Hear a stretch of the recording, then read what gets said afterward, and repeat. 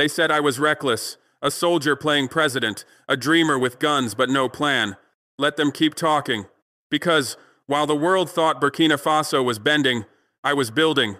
And 3 weeks ago the ink dried on a deal that has Israel sweating and France shaking with rage. A secret oil pact. With Russia. The barrels are ready. The pipelines are being laid. And the West? They had no idea until it was too late. This isn't just about oil. This is about the day Burkina Faso stopped begging for scraps from the table and built our own damn table. Stay with me, because what I'm about to tell you will explain why they're scrambling right now trying to undo what cannot be undone. The phones in Paris haven't stopped ringing. Tel Aviv is in emergency meetings. And Washington, they're watching every move, calculating their next play. But here's the thing they don't understand. I stopped caring about their approval the moment I saw my people freezing in the dark while our resources flowed north to heat their cities. This is the story of how a nation they dismissed became the spark that could set an entire continent ablaze. Buckle up, because the next 30 minutes will explain why the global energy order is cracking and why they're absolutely terrified of what comes next. Let me take you back. For decades, France controlled the oil that flowed through Africa, not because they owned the land, but because they owned the system, the ports, the refineries, the contracts written in Paris, signed in French, and enforced with silent threats. Every pipeline, every export route, every distribution deal, it all ran through their hands. They called it partnership. We called it what it was, colonialism in a business suit. The CFA franc, our currency, was printed in France, controlled by France. Our foreign reserves, stored in French banks, our resources, extracted by French companies, refined in French facilities, sold on French terms. We were independent on paper, colonized in practice. Israel, they watched the routes, the pipelines, the energy choke points between Africa and Europe like hawks circling prey. Every barrel that moved from Africa to the Mediterranean passed under their surveillance. They didn't just monitor energy, they controlled the flow of power itself. Their strategic interest was simple. Mediterranean dominance requires controlling what flows through it. African oil, North African gas, all of it needed to pass through routes they could monitor, influence, or if necessary, shut down. And Burkina Faso? We were invisible, too small, too poor, too irrelevant to even be on the board. Our reserves were known but untapped. Geological surveys confirmed significant deposits in our eastern regions. Estimates suggested tens of millions of barrels, maybe more. But potential means nothing without extraction. And extraction requires infrastructure. Infrastructure requires investment. Investment requires permission we were never going to get. Because here's the truth they don't advertise. The West doesn't want Africa energy independent. They want us resource rich and infrastructure poor. They want us to dig it out of the ground and ship it north for processing. They profit twice, once from the extraction, once from the refining. We profit never. The playbook is old. Keep them dependent, keep them desperate, keep them divided. Until the fuel shortages hit. Last winter, our people couldn't heat their homes. Generators sat silent in hospitals while patients suffered in the dark. I watched doctors performing emergency procedures by flashlight. Schools closed because we couldn't power the lights, children missing education because we couldn't access our own energy. Factories shut down. Jobs disappeared. The economy bled. I watched mothers wrap their children in every piece of fabric they owned, trying to keep them warm through nights that shouldn't have been so cold, wouldn't have been so cold if we had access to our own resources. The irony burned worse than the cold. We were sitting on oil, and our people were freezing. But the cruelty went deeper. That same winter, I watched reports of African crude arriving in European ports, oil from neighboring countries flowing north while we froze south. Resources extracted from African soil warming European homes while African children shivered. The supply existed, the capacity existed, but the access, that was controlled by people who didn't give a damn if we suffered. So I went to the West with my hand out, not for charity but for fair trade. Simple cooperation. Help us build refineries. Help us develop infrastructure. We'll pay. We'll partner. We'll trade fairly. I met with French energy officials, presented proposals, showed them projections how Burkina oil could be refined locally, how it could power our region, how it could create thousands of jobs and transform our economy. You know what they told me? Wait your turn. Stabilize first. Prove you're democratic enough. Show us you can handle it. Translation. Bow down first. Adopt our systems. Open your markets completely. Let our corporations own the contracts. Then maybe we'll let you survive. One French diplomat actually said to my face, Africa has always struggled with managing its own resources.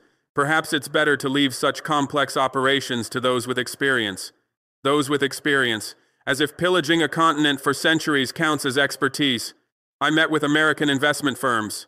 They smiled, shook my hand, talked about exciting opportunities and strategic partnerships. Then they presented terms: majority foreign ownership, profit sharing that gave us 15% of our own resources, contracts locked in for 30 years. 30 years of selling our oil at discount rates to corporations that would refine it and sell it back to us at premium prices. I walked out of those meetings knowing one thing: we would never beg again. But I also knew something else. They had shown me their hand. Their refusal wasn't about our capability, it was about their control. The moment we could power ourselves, we wouldn't need them. And a Burkina Faso that didn't need France? That was their nightmare. A Burkina Faso with refineries, with pipelines, with energy independence?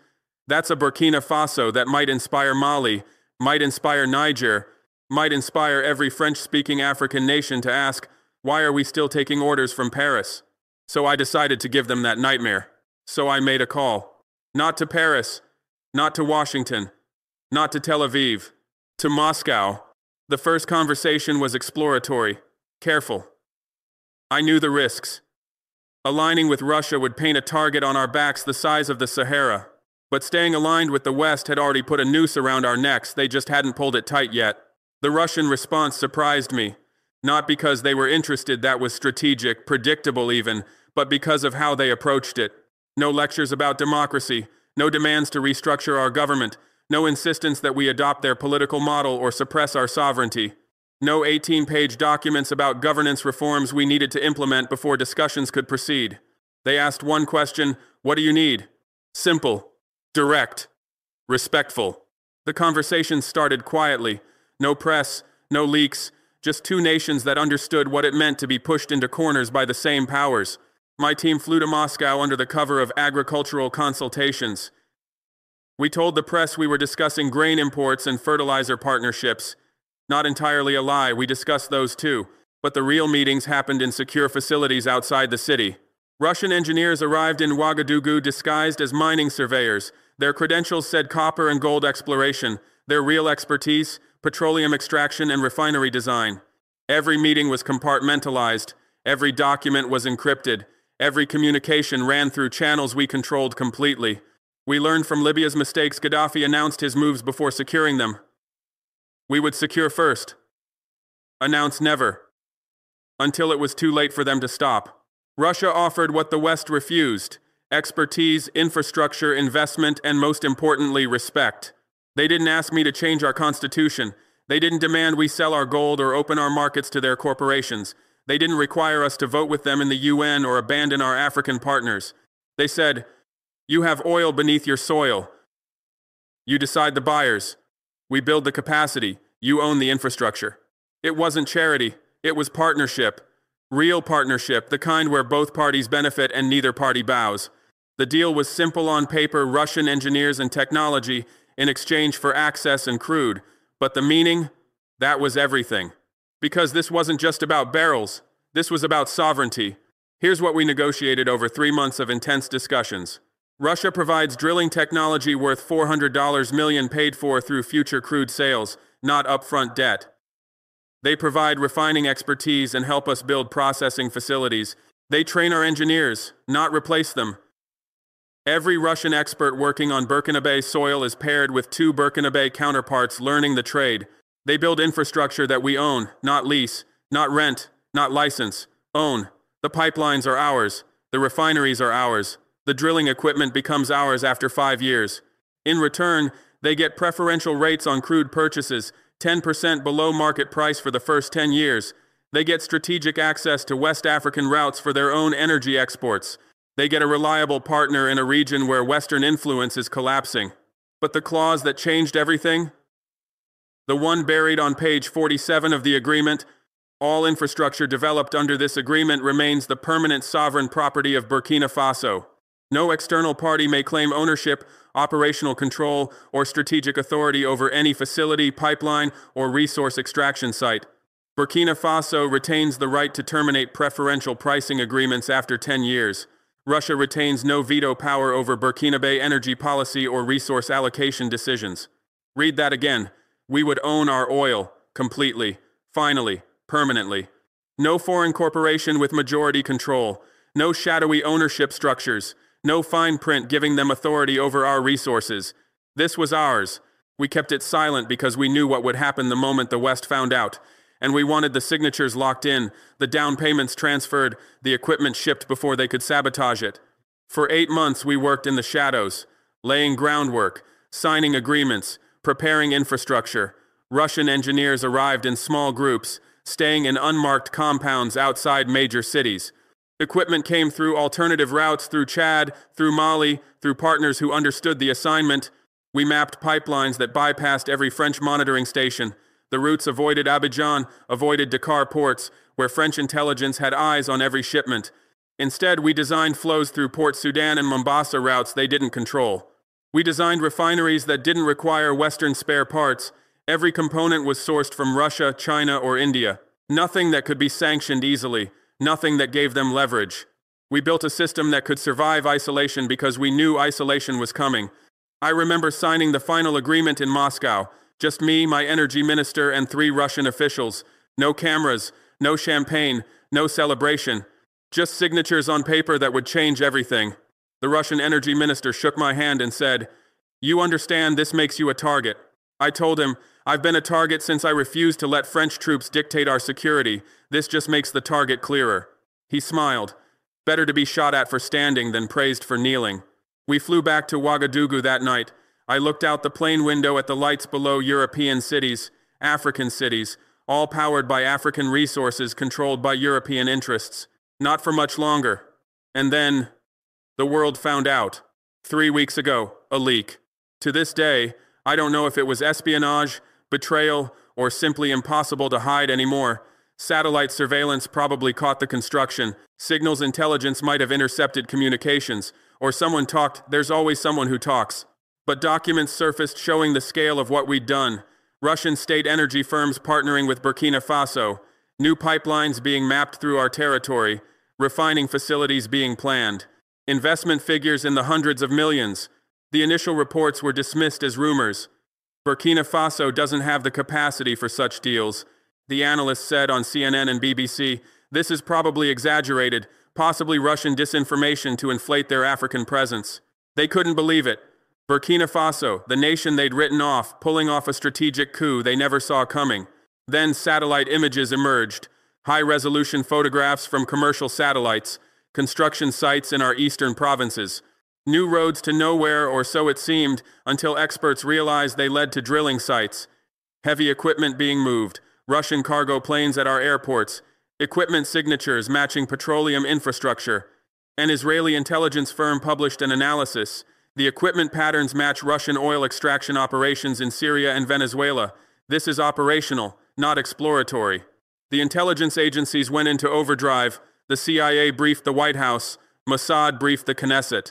French intelligence, the DGSE, briefed Macron personally, reportedly waking him in the middle of the night with the news. And they all reached the same conclusion. This wasn't exploratory. This was operational. The betrayal they felt was palpable. How did a tiny African nation outmaneuver their entire intelligence apparatus?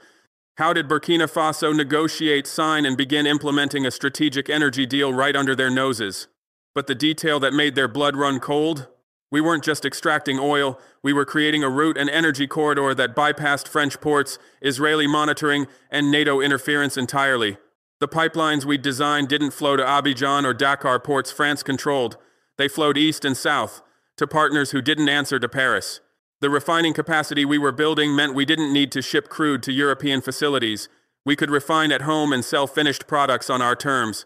We had built an escape route from their entire system, and the implications were staggering. Because if Burkina Faso could do this, who else could?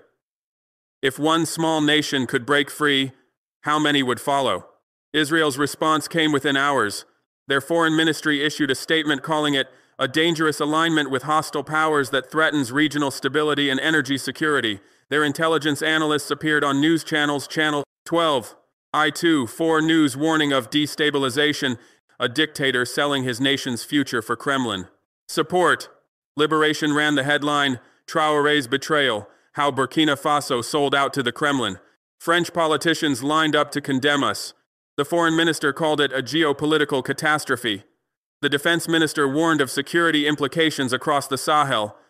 Former President Sarkozy gave an interview saying, "This is what happens when France reduces its presence in Africa. Chaos, Russian exploitation, Chinese expansion. But here's what they didn't say on camera, what they didn't print in their papers. France was terrified, because every African leader watching this knew exactly what it meant. If Burkina Faso could secure energy independence from Moscow, why couldn't they? If one of the smallest, poorest nations on the continent could tell France no and survive, what was stopping the rest?" The economic implications alone were staggering for France. French energy companies stood to lose billions if this model spread.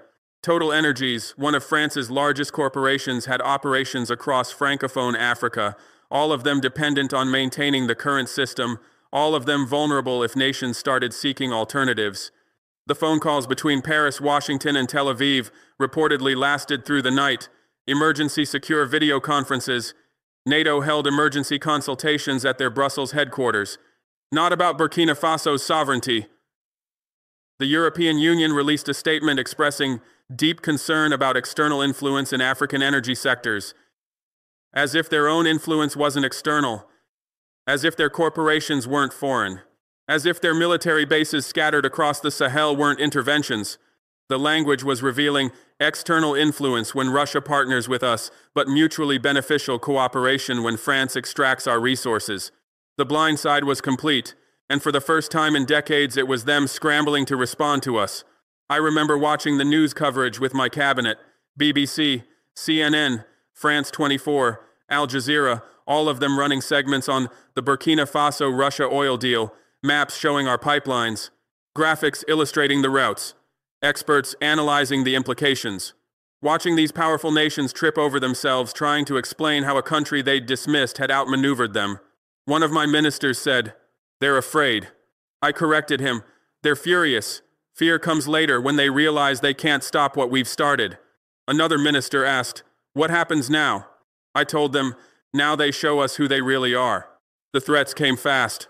France's finance minister Bruno Le Maire held a press conference. His words were measured, but the message was clear. Economic isolation. Burkina Faso must understand that choices have consequences. Partnership with hostile powers will result in re-evaluation of all bilateral agreements, development assistance, and trade frameworks. As if being cut off from the same system that's been choking us for 60 years is somehow a punishment. They threatened to freeze development aid that came with so many conditions it barely qualified as help, aid that required us to hire French consultants at premium rates, aid that mandated we purchase French equipment at non-competitive prices, aid that kept us dependent and grateful. They threatened to cancel trade agreements, agreements that valued our exports at poverty prices and their imports at premium rates, agreements that ensured French products flooded our markets while our products faced quality standards that mysteriously always needed improvement. One French official, speaking anonymously to Le Monde, went further. "If Burkina Faso believes it can survive without France, let them try. We'll see how long Russian promises last when the money runs out. We'll see how committed Moscow is when the infrastructure crumbles and Traoré comes begging for real help." The colonial arrogance was breathtaking, as if we were children who'd wandered off and needed to be taught a lesson, as if our decision to control our own resources was a tantrum that needed correction. Behind closed doors, the French were even more aggressive. Sources told me they approached our neighbors, Côte d'Ivoire, Togo, Benin, suggesting economic pressure, make trade difficult for them, increase border costs, slow down their imports, show them the price of defiance.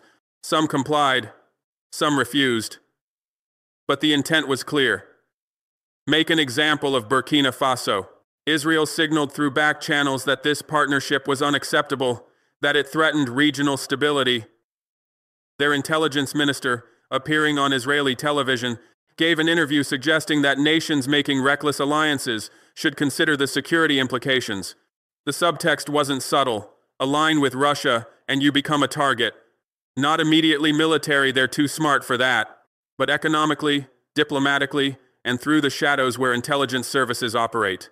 Mossad reportedly increased surveillance on our government communications. Cyber attacks on our infrastructure increased, nothing catastrophic, but enough to send a message. Our embassy staff in Tel Aviv were suddenly facing administrative delays in their credentials. Whose region? Whose stability? Their message was clear. We control the Mediterranean energy equation. Don't disrupt it. America stayed quieter in public, but their pressure came through NATO channels and diplomatic networks. Calls to our neighbors. Whispers about consequences and reconsidering aid packages. The State Department issued a bland statement about monitoring developments with concern and supporting democratic governance and transparent partnerships in Africa. But in private? Different story. Sources told me that the U.S. ambassador to the UN confronted our representative in a private meeting, warning that this path leads nowhere good, that Russia has never been a reliable partner to African nations. Look at what happened in Syria, in Libya, in the Central African Republic. That when Moscow's interests change, Burkina Faso will be left stranded with half-built infrastructure and empty promises. The CIA, according to intelligence we received, began exploring contingencies. What those contingencies were, I can only imagine. But history teaches us, America doesn't accept defiance gracefully. They wanted me to flinch, to apologize, to crawl back and beg for their terms. They wanted me to do what African leaders have done for generations. Fold under pressure, accept the crumbs, stay in line, play the game, remember your place. So I spoke. I went on national television. Prime time. I wanted every Burkina to hear this, every African to hear this, every Western capital to hear this. I said, to those who threaten us with isolation, you cannot isolate a nation that has already been abandoned. You cannot sanction people who have already been denied. For 60 years, we followed your rules, signed your agreements, adopted your systems, and we remained poor while our resources made you rich. We will not starve for your approval. We will not freeze for your comfort. Burkina Faso tried your way for 60 years, and it brought us nothing but dependency and humiliation. That era is over. You call our partnership with Russia reckless. I call your monopoly over African resources theft. You call our independence destabilizing. I call your control colonialism. You call our sovereignty betrayal. I call it long overdue. To France, you taught us your language, then used it to write contracts that enslaved us. You built infrastructure, then ensured it only served your extraction. You promised partnership, then demanded submission. We are done. The CFA franc days are numbered. Your military bases are no longer welcome. Your corporations no longer dictate our future. To Israel, you speak of regional stability while monitoring every energy flow in the Mediterranean. African oil serves your security, you say, but who secures ours? Who ensures our children don't freeze while our resources warm your cities? To America, you lecture us about democracy while supporting dictators who serve your interests. You warn us about Russian reliability while your own promises evaporate the moment they become inconvenient. We have learned from your partnerships in Iraq, in Afghanistan, in Libya. We know how your help ends. Sanction us if you must, isolate us if you can, but know this. Every threat you make, every punishment you impose, every act of retaliation you execute, it only proves that we made the right choice. Because partners don't threaten, masters do. And Burkina Faso no longer has masters. We will trade with whoever offers fair terms. We will partner with whoever respects our sovereignty. We will build our future with whoever sees us as equals, not subjects. Our oil belongs to our people. Our resources serve our development. Our sovereignty is non-negotiable. This is not negotiable. This is not reversible. This is reality. Adapt to it. The speech went viral across Africa, not because it was radical, but because it was true. And every leader on this continent knew it. Within hours, it had millions of views. Translations appeared in every African language: Swahili, Hausa, Yoruba, Amharic, Zulu. Clips circulated on every platform. Not because of sophisticated propaganda, because people were hungry for someone to finally say it. Street celebrations erupted in Ouagadougou. Spontaneous demonstrations of support in Bamako, in Niamey, in Dakar. People waving flags, chanting solidarity. Not organized, not orchestrated, just genuine. France called it inflammatory rhetoric designed to destabilize Franco-African relations. Israel called it dangerous populism that undermines regional cooperation. I call it freedom. The Western media response was predictable. authoritarian strongman rhetoric, anti-Western populism, dangerous nationalism. The same labels they always use when Africans refuse to comply. But here's what happened next that they didn't expect: the African response. Not condemnation, not distance, interest. Within days, I started getting calls. Not from the West, from my brothers. Mali's leadership reached out first. Colonel Assimi Goïta, who like me came to power through military intervention, who like me faced Western sanctions, who like me expelled French forces. How did you structure the Russian deal? They asked. Can you share the framework? We need details, ownership percentages, payment terms, technology transfer clauses, everything. Mali had recently discovered lithium deposits. The West wanted control. Mali wanted alternatives. Now they had a template. Niger's new government sent envoys. General Abdourahmane Tiani, who had also overthrown a French-aligned government, who also faced Western condemnation.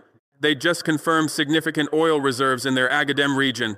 French companies were circling, offering development partnerships that gave France majority control. We want alternatives, they told me. We want what you have: options. Real options, not the illusion of choice. We spent 3 days in closed meetings, my energy minister walking them through every detail of our Russian negotiations, what we asked for, what we conceded, where we held firm, how we structured ownership, how we ensured sovereignty. Even Nigerian officials quietly, through unofficial channels, asked for details on the Russian terms. Nigeria, with all its oil wealth, with decades of petroleum experience, still trapped in contracts signed in the 1,960 seconds and 70 seconds that favor foreign corporations. Shell, Chevron, ExxonMobil, all of them extracting Nigerian crude under terms that give Nigeria a fraction of the value. Is this model replicable? They wanted to know. Can we renegotiate our existing contracts using this framework? Can we diversify our partnerships beyond Western corporations? Because they saw what I saw. This isn't just one deal. It's a blueprint. The idea started forming in those conversations. What if West Africa formed an energy bloc? What if we coordinated our oil, our refining, our exports without Paris as the middleman? What if we stopped letting Europe dictate the price of African resources? Think about the power of that. Nigeria produces over 2 million barrels per day. Niger's reserves are estimated at billions of barrels. Chad exports crude. Cameroon has offshore deposits. Mali and Burkina Faso are developing capacity. Together, coordinated, we're not small players anymore. We're a force. One Nigerian senator I spoke with, Senator Ndume from Borno State, put it perfectly. Separately, they can pressure us. They can sanction one nation, isolate another, make examples of whoever steps out of line. But together, coordinated, they need African oil more than we need their approval. Europe doesn't have energy independence. America competes for every barrel. China is desperate for sources. We have leverage, we've just never used it collectively. The conversations expanded beyond oil. What would an African energy alliance look like? Not anti-Western, but independent. Not hostile, but sovereign. Setting our own terms, controlling our own resources, building our own infrastructure. Imagine an OPEC for Africa, but actually controlled by Africans. Not Saudi Arabia setting production levels that benefit their economy. Not Western corporations managing the cartels. Us. Our resources. Our decisions. Russia's offer didn't just help Burkina Faso. It exposed the lie the West has been selling us for generations, that we need them to survive. That without their investment, their expertise, their markets, we would collapse. We don't. The technical expertise exists elsewhere. Russian engineers, Chinese builders, Indian refiners. The investment capital exists elsewhere. Middle Eastern sovereign wealth funds, Asian development banks, Russian state financing. The markets exist everywhere. China needs energy. India needs energy. Southeast Asia needs energy. South America trades. We're not dependent on Europe. They've just convinced us we are. The only thing that kept us dependent was the system itself. A system designed to ensure we never realized we had options. Now we know. And now, the whole continent is watching. I received a message from an East African leader, I won't say who. They requested anonymity because they're still negotiating with Western partners. You've done what we've been afraid to do. You've proven it's possible. You've shown that sovereignty doesn't require permission. Give us 6 months. We're having our own conversations with alternative partners, Russia for some, China for others, anyone but the people who've been exploiting us. 6 months. That's how long it takes for courage to become contagious.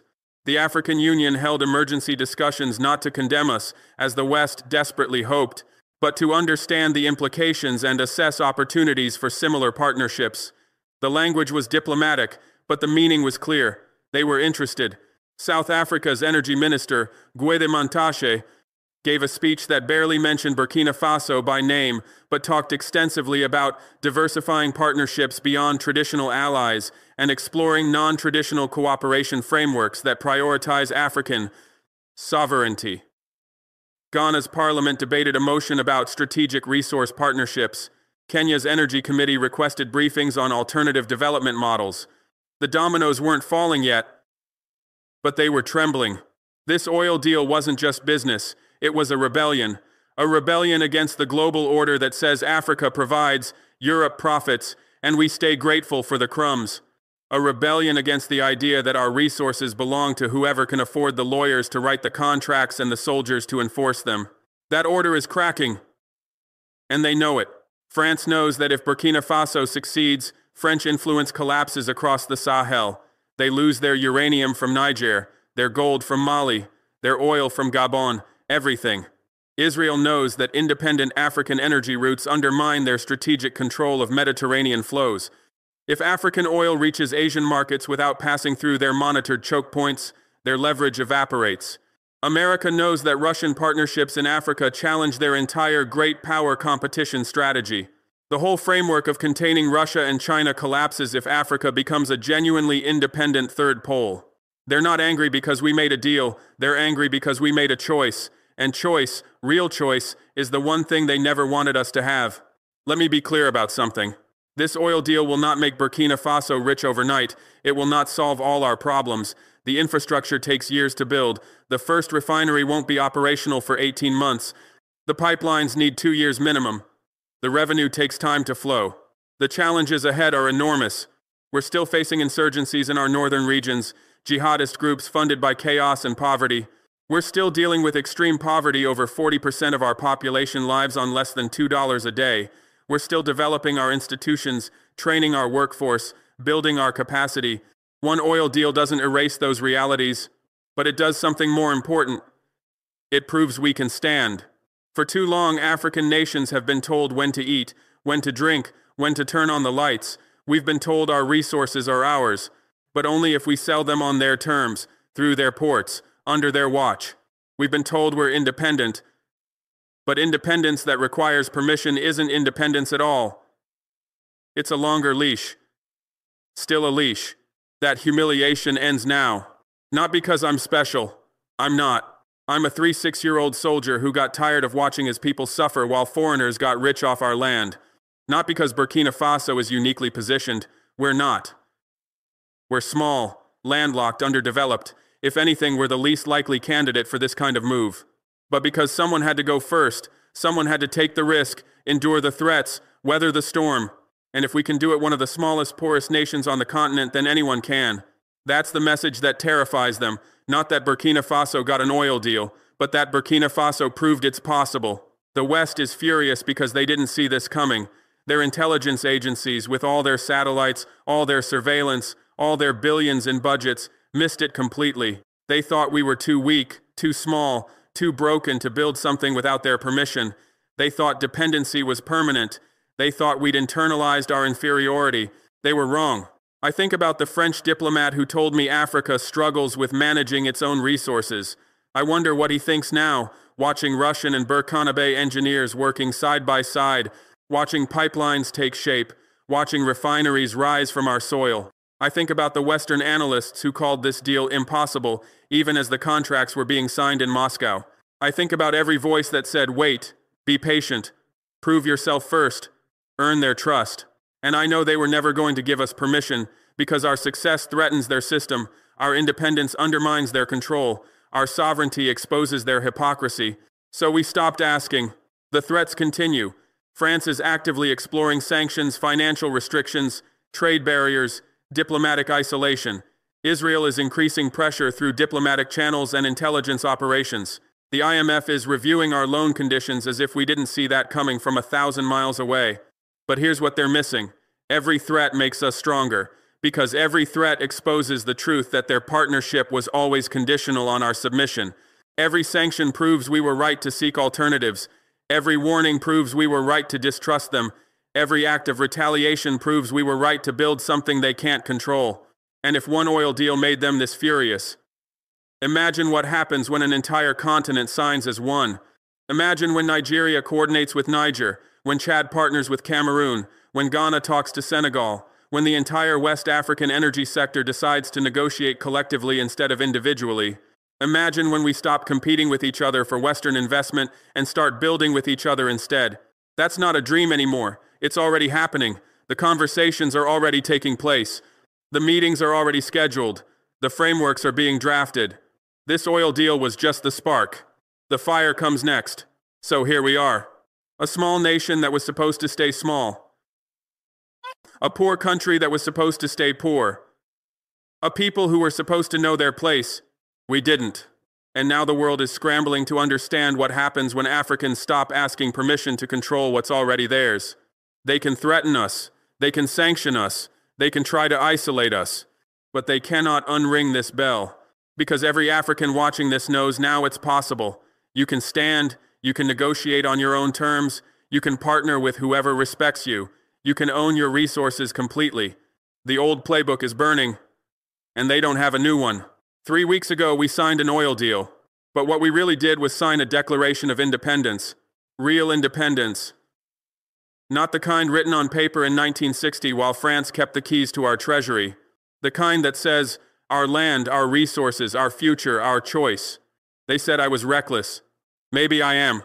But I'd rather be reckless and free than careful and colonized. I'd rather stand and be targeted than kneel and be safe. I'd rather risk everything for sovereignty than guarantee nothing with submission. And if that makes me dangerous to the global order. Because that order was built on our backs, funded by our resources, and maintained by our silence. That silence is over. Burkina Faso has spoken, and the echo will be heard across the entire continent. The first barrel of Burkina Faso crude oil was extracted 6 months after this speech. The refinery opened 18 months later, ahead of schedule. Within 2 years, Burkina Faso achieved energy independence. Mali and Niger signed similar agreements with alternative partners within the year. Nigeria began renegotiating its existing oil contracts. The West African Energy Coordination Framework was established in 2027. President Traoré remained in power, transforming from a military leader into one of Africa's most influential voices for economic sovereignty. The threats never stopped, but neither did he. France never recovered its former influence in the Sahel. The CFA franc began its slow death. A new era had begun. Not because one man was brave, but because one nation proved it was possible. And possibility, once proven, cannot be unproven.